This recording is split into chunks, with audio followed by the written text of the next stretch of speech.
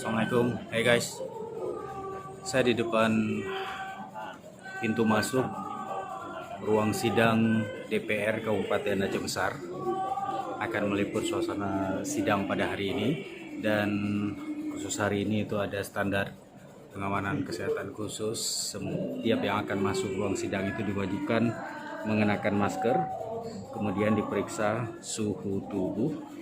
Jika sebelumnya dianjurkan mencuci tangan, selain ada wastafel, sabun, air, dan juga ada hand sanitizer. Kita harus masuk ke ruang sidang. Kameramen saya sudah terlebih dahulu dalam ruangan. Saya akan menyusul masuk.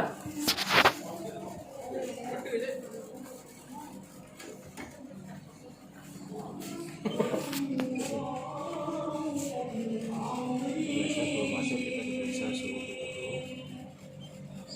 Berapa?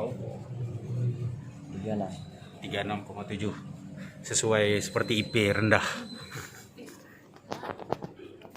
Terima kasih kami sampaikan kepada Ustaz Zulakti yang telah membacakan ayat-ayat suci Al-Quranul Karim. Semoga acara kita pada hari ini diridai oleh Allah Subhanahu wa Ta'ala. Semua di dalam ruang sidang ini Yang menggunakan terhormat masker. Wakil Ketua dan seluruh anggota DPRK Aceh Besar.